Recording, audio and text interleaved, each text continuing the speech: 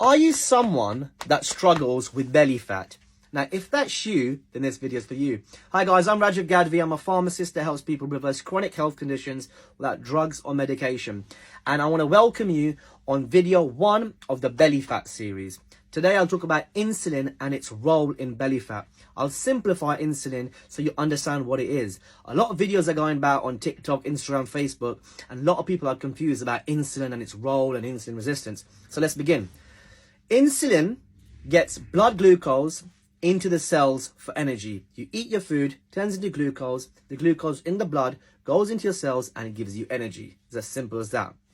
Insulin is something called an anabolic, which means it helps build tissue and store fat. This is a very important thing for the human body.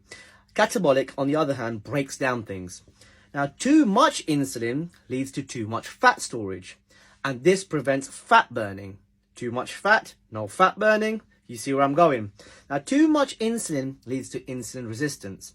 This is when the cells stop working to the action of insulin. So the glucose from the blood cannot enter the cells.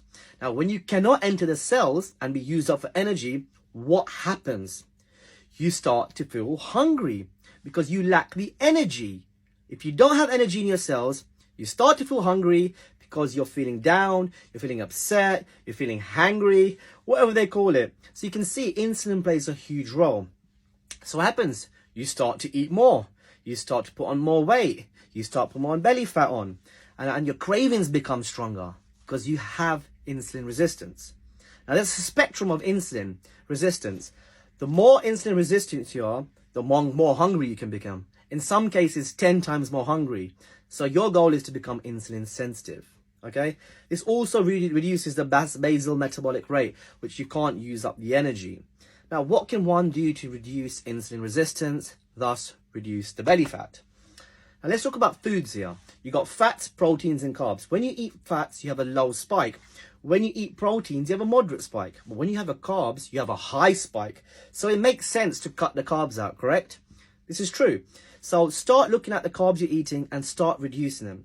And in this day and age, we're still told to have a low-fat diet with high carbs. It's absolute crap. This is not the right way. If you want to lose belly fat, reduce the carbs. Secondly, start an intermittent fasting practice. This is time-restricted eating. I practice a 16-8. Fast for 16 hours, eat in an 8-hour window.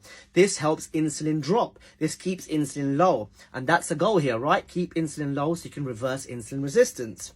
You can add apple cider vinegar to your drinks. You can add cinnamon, have a lemon in hot tea. But my go-to is the Feel Great system. The system involves intermittent fasting, which allows the insulin to drop. It involves a product called Balance. When you have this 15 minutes before your food, it prevents those high spikes of insulin. That's the goal here, guys. Keep insulin low. This keeps insulin low. The second product is a Unimate, which is a mate tea. This helps break down fat in your body, fat that you can't see. So you can see, guys, there are ways to reduce insulin resistance. Reduce insulin resistance, reduce your belly fat.